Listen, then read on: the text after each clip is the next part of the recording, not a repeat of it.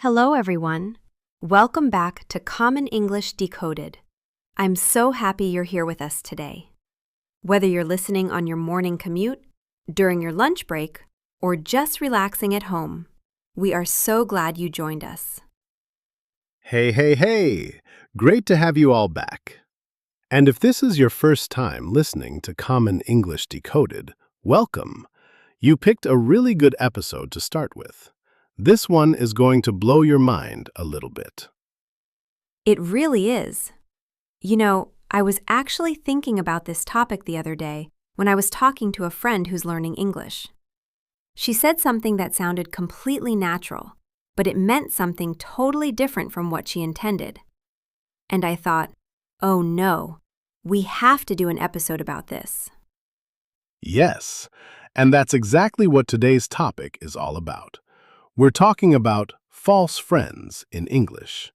And no, we don't mean people who pretend to be your friend and then gossip about you behind your back. Although that's also a problem. But in English, and in language learning in general, false friends are words that look familiar or sound like a word in your language, but actually mean something completely different in English. They trick you. Exactly. These are words that feel safe, words that feel like you already know them, but they can cause some pretty embarrassing or confusing moments if you're not careful. By the end of today's episode, you're going to know some of the most common false friends in English. You'll understand why they're so tricky, and you'll be able to avoid the mistakes that even advanced learners make. So this is really useful stuff. And we want to hear from you. Have you ever used an English word that you thought you knew and then found out it meant something completely different? Drop your story in the comments. We love reading your experiences. Yes, please share. And if you're finding value in these episodes, hit that subscribe button right now so you never miss an episode of Common English Decoded. It really does help us keep making content for you. Okay, let's get into it. We're starting with some of the most famous false friends, words that almost every English learner gets wrong at least once. Let's go. All right, so let's start with the concept. A false friend, or what linguists sometimes call a false cognate, is a word in English that looks or sounds similar to a word in your own language but has a different meaning. And here's the really sneaky part. Sometimes the meanings are only slightly different. Sometimes they're completely opposite. Right, and this happens a lot because English has borrowed so many words from other languages: Latin, French, Spanish, German, and more. So if you speak any of those languages, you'll see familiar-looking words everywhere. But don't be fooled. Let's start with a big one, the word actual. Now, in many languages, Spanish, French, Portuguese, Italian, Polish, there is a word that looks like actual, and it means current, or of today, or right now. Like actualidad in Spanish means the current situation. But in English, actual means real or genuine. It has nothing to do with time. So if someone says, "What's the actual price?" they mean, "What's the real price?" not "What's today's price?" Exactly. And the English word you want when you mean of today or current is current itself, or present, or up to date. So instead of saying, the actual news is very interesting, you'd say, the current news is very interesting. Big difference. Okay, here's another one that trips people up constantly. The word eventually. In English, eventually means at some point in the future or after a long time. Like, I know I'll eventually learn to cook. It means someday after time passes. But in Spanish and some other languages, eventualmente means possibly or maybe. It's about probability, not time. So when a Spanish speaker says, eventually, we could meet on Friday, they might mean maybe we could meet on Friday. But the English listener hears someday in the future, maybe we could meet on Friday. That's a very different invitation. Can you see how that could cause confusion? If your boss says, "We'll eventually promote you," do they mean soon or someday in 10 years? This matters. So the English word you want for maybe or possibly is just maybe, possibly, or perhaps. Simple. And eventually is only for when you mean something will happen over time. Now, can you think of a word in your language that looks like an English word but means something different? Write it in the comments. We'd love to build a whole list from your suggestions. Oh, that would be so fun. Okay, one more for this section. The word sensible. In English, sensible means practical, reasonable, having good judgment. A sensible person is someone who makes good decisions. She wore sensible shoes for the hike, meaning practical shoes. But in Spanish, French, and several other languages, sensible or sensible or sensible means sensitive, meaning you have strong feelings, you're emotional, you're easily affected by things. These are very different personality traits. So in English, if you want to say someone is emotional or easily affected, you say they're sensitive. And if you want to say they're practical and wise, you say they're sensible. You've got to keep those two straight. So let's do a quick summary of this section. Actual means real, not current. Eventually means someday, not maybe. And sensible means practical, not sensitive. 3 very common false friends, and now you know them. Okay, now let's get into the false friends that cause real awkward moments. These are the ones that people remember for a long time, sometimes because they caused a pretty funny situation. This is my favorite section. Let's talk about the word embarrassed. In English, embarrassed means you feel ashamed or uncomfortable, like when you trip in front of everyone and your face goes red. That's embarrassment. But in Spanish, embarazada means pregnant. So imagine a Spanish speaker who is learning English, and they say, "I was so embarrassed last night." And in their head, they're trying to say something completely different. This is one of the most famous false friends in the whole world. It really is. And it works the other way, too. An English speaker learning Spanish might try to say, "I'm so embarrassed" in Spanish, and accidentally say something that means, "I'm pregnant." Not the same thing at all. So to be clear, in English, if you feel shame or discomfort, you are embarrassed. If you are going to have a baby, you are pregnant. Please don't mix these up. Let's look at another one. Fabric. In English, fabric means cloth or material, the stuff you use to make clothes or curtains. This shirt is made from a soft fabric. But in Spanish and French, fábrica and fabrique mean factory, a place where things are made. So if a Spanish speaker says, "I work in a fabric," their English-speaking colleague might picture them sitting in a room surrounded by cloth, when they actually work in a big manufacturing building. The English word for a place where things are manufactured is factory or plant. So let's keep it straight. Fabric is cloth. Factory is the building. Here's another one that surprises people. The word pretend. In English, pretend means to act as if something is true when it isn't. Like when children play pretend, they imagine they're superheroes or doctors. Or if you pretend to be asleep so you don't have to answer your phone. But in French, prétendre means to claim or to assert.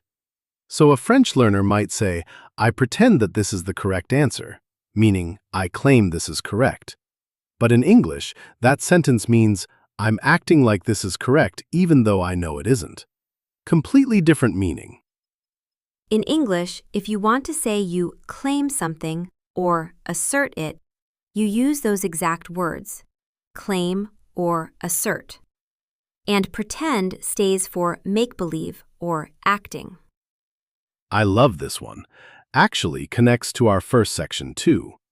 In formal writing, many learners overuse actually because in their language it means currently or in fact. But in conversational English, actually can sometimes come across as a bit corrective, like you're contradicting someone. Actually, that's not right. So be careful with the tone. Good point. Okay, let's do a quick practice. I want you to choose the correct word. Ready? If I make a mistake in front of my whole class and my face turns red, I feel embarrassed or pregnant. Embarrassed. Definitely embarrassed. Unless something else is going on, but probably embarrassed. And if I work in a building where cars are made, I work in a fabric or a factory. A factory. Great. Write your own example sentence in the comments. Use one of the words we've talked about correctly and let us know. Yes, we love seeing your examples. Okay, let's wrap up this section. Embarrassed means ashamed, not pregnant. Fabric is cloth, not a factory. And pretend means make-believe, not claim. Got it? Perfect. These are the ones that cause those "oh no" moments. But now you know, so no more accidental confusion. All right, let's talk about the false friends that can really matter in professional situations. At work, in emails, in formal settings. These are the ones where the confusion isn't just funny, it can actually affect how people understand you. Let's start with assist. Now, in English, assist means to help. It's a normal, somewhat formal word. Can you assist me with this project means, can you help me with this project? Totally fine. But in Portuguese and some other languages, assistir means to watch or to attend. So a learner might write in an email, I will assist the meeting tomorrow. And in English, that means, I will help run the meeting tomorrow, when they actually meant, I will attend the meeting tomorrow. Totally different message for a manager reading that email. The correct English word for attending is attend. I will attend the meeting. Simple. And now nobody is confused about your role. Okay, another professional one. Resume. Now in English, resume can be a noun. It's the document with your work history and skills that you send when applying for a job. Very important. But resume is also a verb, and it means to start again after a pause. After lunch, we will resume the presentation. So the same word does two very different things depending on how you use it. And this catches people out, because in French, résumé means a summary of anything, not just your work history. So a French speaker might say, can you give me a résumé of the meeting? Meaning a short summary of what was discussed. But in English, that sentence is strange. You'd say, can you give me a summary of the meeting instead? Right. Resume as a noun in American English almost always means that job application document. For a summary of other things, use summary or overview. Here's one more. Sympathetic. In English, sympathetic means you feel sorry for someone and understand their suffering. It's emotional support. She was very sympathetic when I told her I'd lost my job. But in many European languages, a similar word means nice, pleasant, or likable. So a learner might say, the interviewer was very sympathetic, when they mean the interviewer was pleasant and friendly. Not that the interviewer felt sorry for them. And in an interview context, saying your interviewer was sympathetic might make it sound like the interview went badly and the interviewer felt bad for you. If they were simply nice and friendly, the correct English words are pleasant, friendly, or approachable. First, remember that in formal English, words that look familiar can have specific professional meanings. Second, when in doubt, use a simpler, more direct word. Third, if you're writing an email or formal document, it's always worth double-checking the exact meaning of a word that came from your native language. That's such good advice. And honestly, the best thing you can do is read a lot of English. Articles, books, emails. So you see how these words are actually used in context. Speaking of context, say the word assist out loud right now. Then say attend. Feel the difference? One is about helping, one is about being present. Practice those two together so they stick. Love that. Let's do a quick check. If I'm going to a conference, I will assist it or attend it. You will attend it. Unless you're presenting or organizing, then you might also be assisting with it. But just being there? Attend. Perfect. And if someone is upset about bad news and I listen and feel sorry for them, I am being sympathetic or friendly? Sympathetic. Great. Now you've got those nailed down. Okay, let's get into the mistakes section. And look, both of us have made false friend mistakes before. When you're learning a language, these slip-ups are completely normal. So let's look at the most common ones and figure out exactly why they happen. Mistake number 1. Using actually to mean currently. We talked about actual earlier, but the adverb actually causes similar problems. Someone might say, actually, the best restaurant in town is on Main Street, but they mean currently or at the moment. In English, actually doesn't carry a time meaning. It's more about reality versus expectation. Use currently or right now when you mean time. Exactly. Currently, the best restaurant is on Main Street. That tells me it might change. Actually, the best restaurant is on Main Street. That tells me maybe I thought differently before, but the truth is Main Street. Mistake number 2. Using library and bookstore interchangeably. In English, a library is a place where you borrow books for free. A bookstore or bookshop is a place where you buy books.